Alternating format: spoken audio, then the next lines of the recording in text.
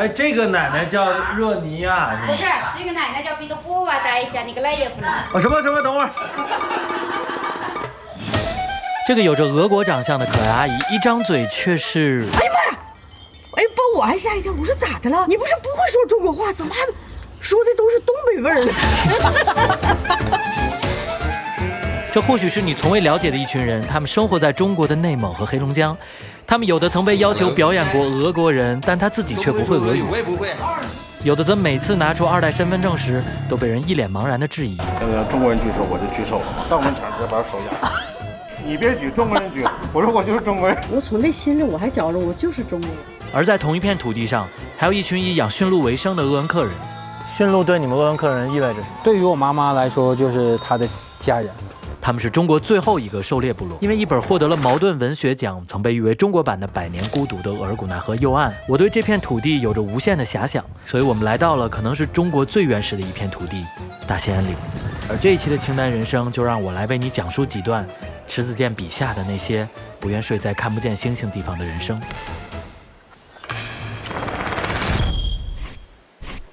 那第一站，我们的目的地是恩和。故事的开始要从康熙年间的中俄尼布楚条约讲起，相信大家都学过。1689年，额尔古纳河从内陆河变成了中俄界河，也从此有了右岸的故事。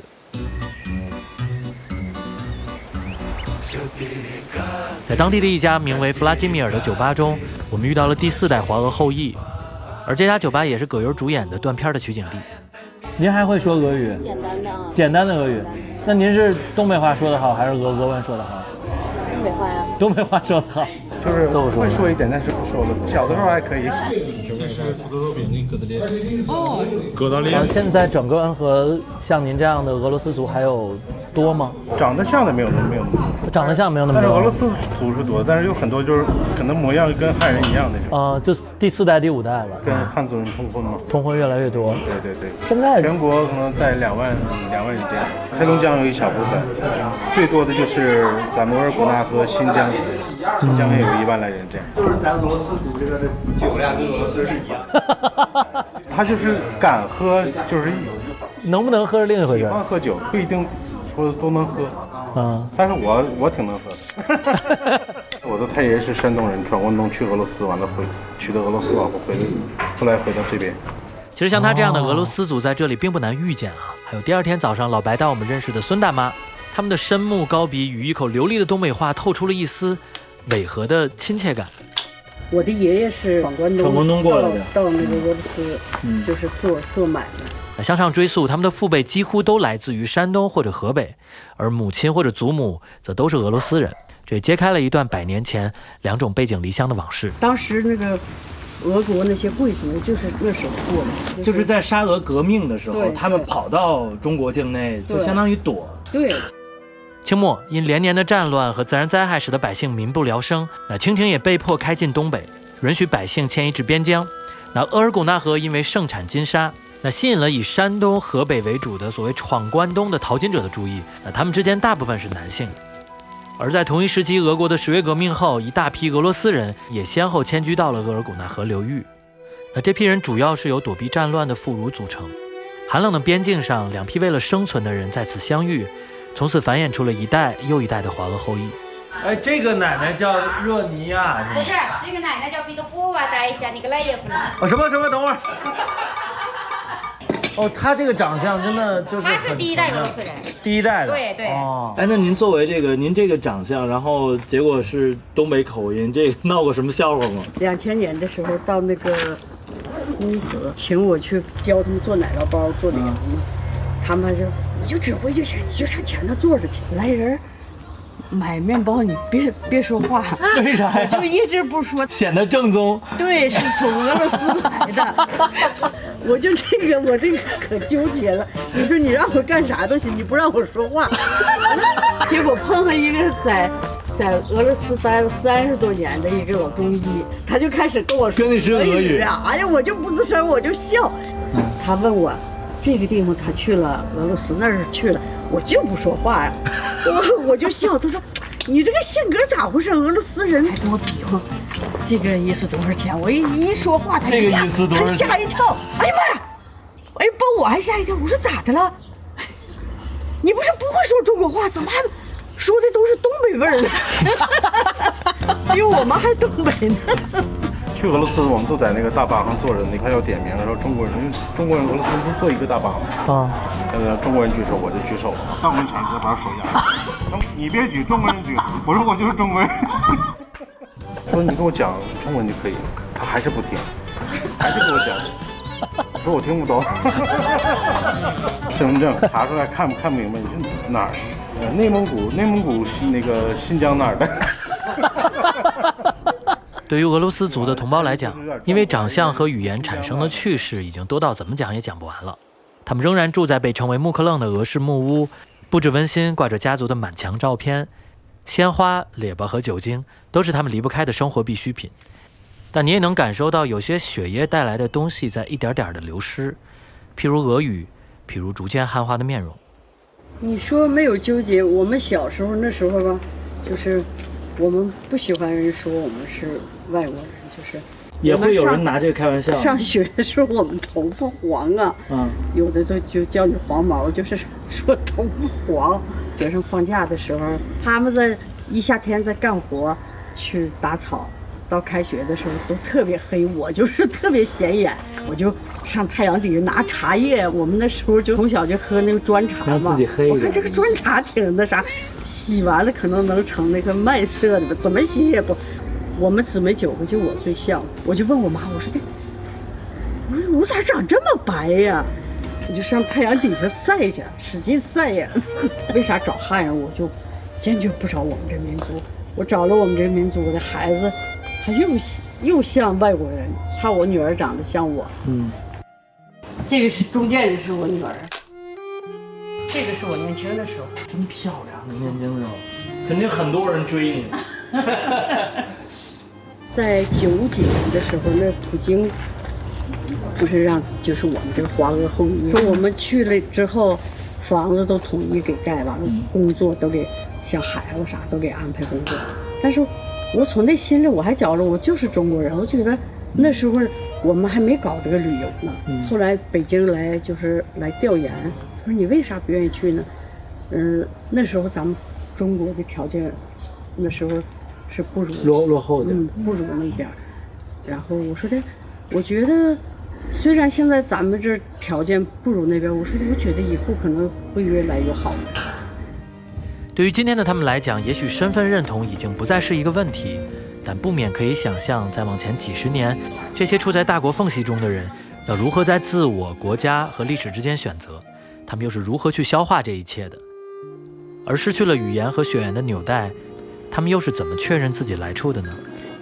这个问题千百年来在草原上无数次的发生过，那些在游牧与农耕文明接壤的地带，困惑也一次次的发生，而这一切只有大河默默的注视着，没有答案。你以后要是惹我，我就扒了你的皮。扒了鹿皮暴晒就是这样，是吧？ Yes。作为鹿评测吃，我问你，驯鹿一般生活在什么地方？寒冷的地带。因为他们最主要的食物是苔藓，这个地方其实就是苔藓会比较多一点。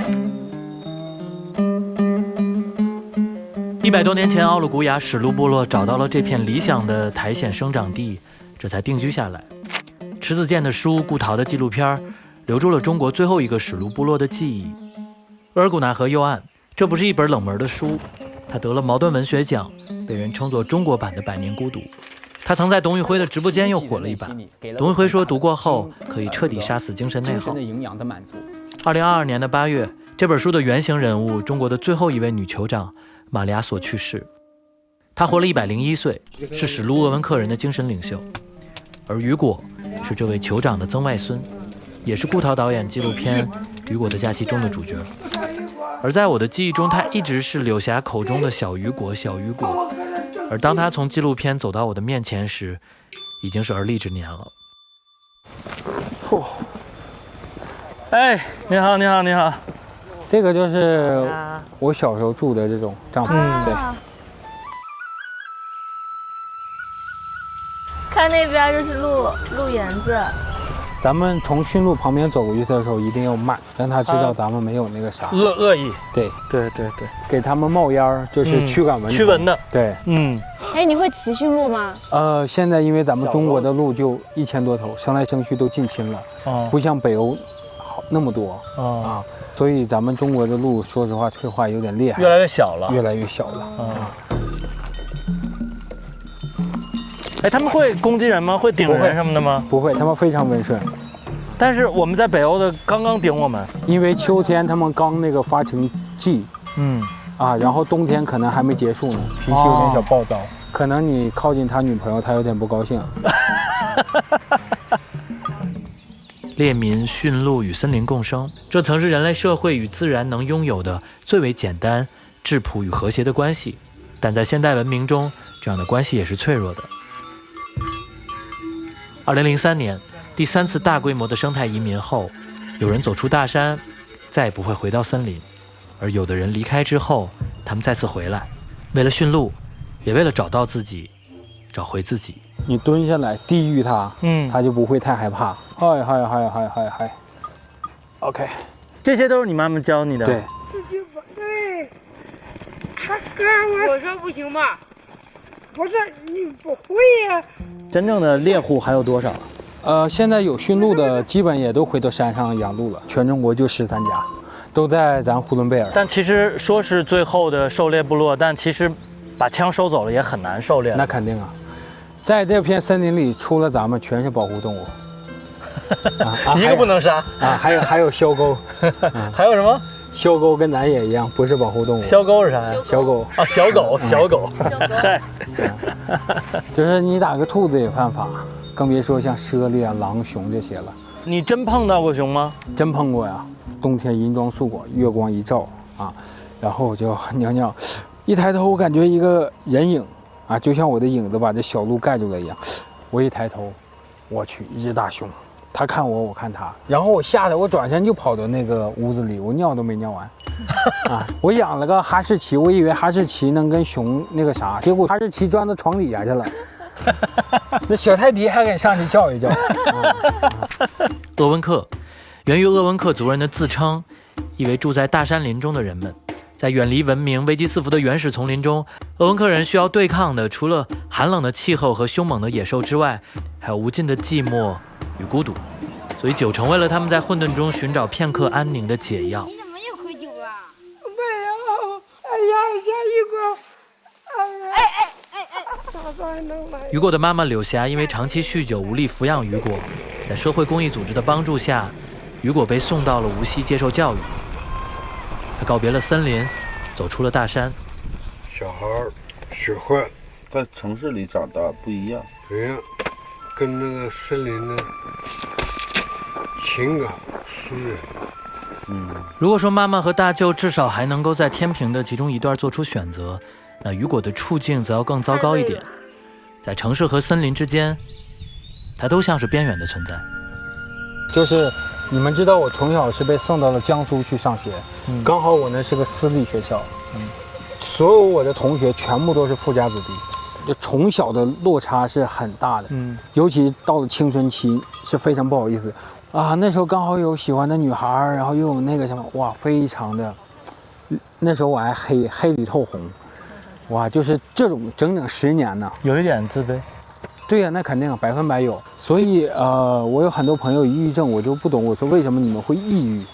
当然我不懂抑郁症，但是就我而言，我应该得抑郁症才对。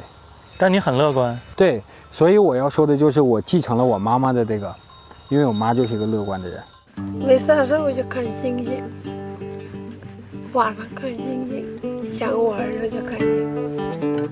要不然我可能也每天很伤心。哎，你都打过什么工啊？麦当劳、中国邮政、沃尔玛，包括盒马生鲜，对，那是干的最久的。因为那时候我谈了一个，很漂亮的女孩，我为了去找她，那段期间真的工作非常开心，就是边工作边聊天那种感觉，哇塞，特别好。那为什么又想回来了呢？回来是因为我大舅那个时候已经开始不养鹿了，然后只有我妈妈自己在山上。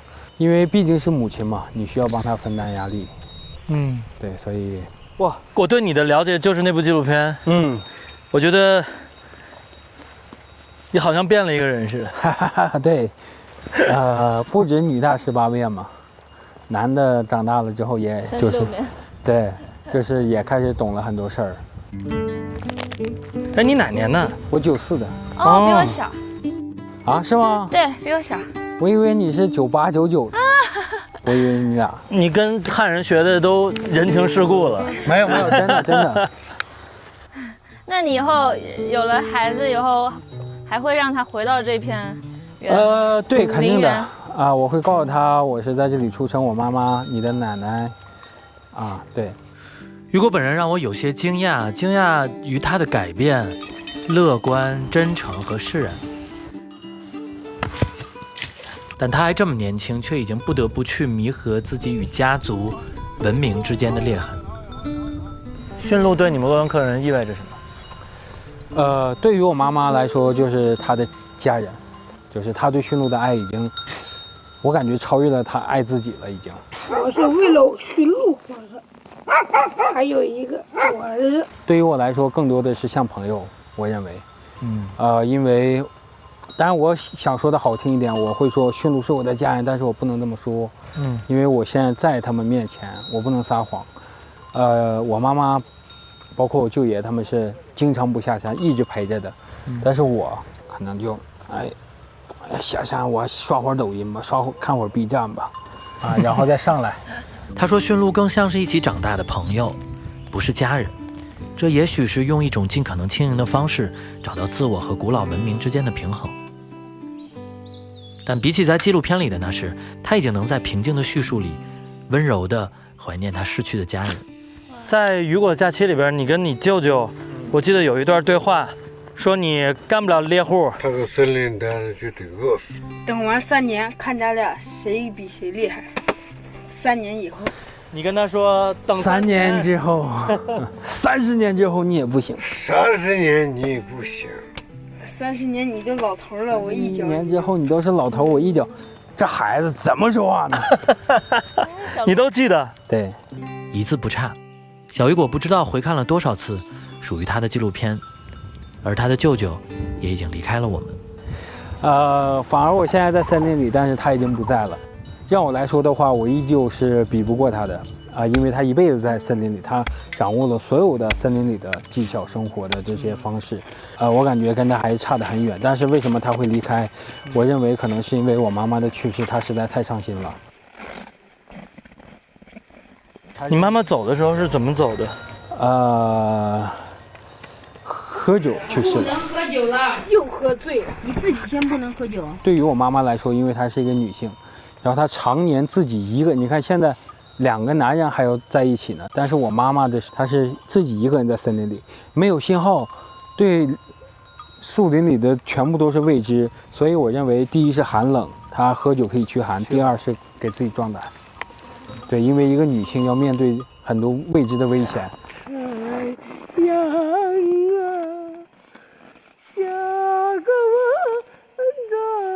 你现在理解他？我现在理解了，肯定。但小时候并不理解。小时候并不理解。小的时候就是说，因为那时候不理解妈妈，不理解森林。这2年下山比较频繁，是因为我妈妈去世了，我有点不太想在森林里面待。你一来到山上看到驯鹿，就会想到妈妈，会很伤心。我觉得这样的雨果很好，他已经可以接受自己无法成为和长辈一样的人，也不打算勉强自己。他也可以在驯鹿面前袒露自己，不必是像家人，而是朋友。这样的话，也许更轻松平等。但他仍然决定把驯鹿部落的文化继承下去。这片森林对你意味着啥？就是家嘛，家乡。就是说，以后不管我是到哪儿旅居啊，或者怎么样，当我老的时候，我还是会回来。我其实有被你那个纪录片里边你舅舅的那首诗打动。以前大兴安岭是一片海洋，那时候天空没有月亮，只有星星和太阳，月亮只是数天来大海洗脸。其实我也写诗，但是我没有他那个诗意。那我先来一段我自己的诗啊。那太好了。欢迎世界各地的朋友们来到我的家。额尔古纳河右岸就是敖鲁古雅。我的母亲，她的名字叫做柳霞。她对驯鹿的爱平凡但又那么伟大。忘词儿了。我看一眼手机啊。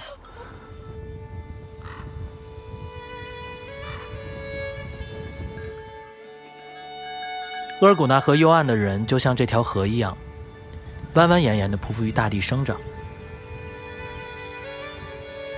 我们作为局外人和读者，很容易会陷入一种对往日的缅怀，也许那意味着世界的面目依然保持着一种模糊而未知的多面性。这对于外来的贪婪的探索者而言是新鲜而美丽的，可当我们转身时呢，又有谁有这个资格要求他们停留在原地呢？就像雨果说的，这只是一种生活的选择，那是真正生活在其中的人才有资格说的话。这样的生活不是一种表演，他们也在尽自己最大的努力让画皮船不飘进博物馆。而身为一个永远无法切身体会到伤痛与失落的过客，到达、见证、记录和聆听，或许是我能为他们做的唯一的事情。所以感谢你看到这里，这不是一个容易的选题，也不是一个有流量的选题，属于清单人生的讲述改变不了这里的一草一木。但好在你我也曾在这一瞬间瞥见过不愿睡在看不见星星地方的人生吧。离开山林，耳边却一直回响着驯鹿的铃声，那是玛利亚索口中如流水一样的动人。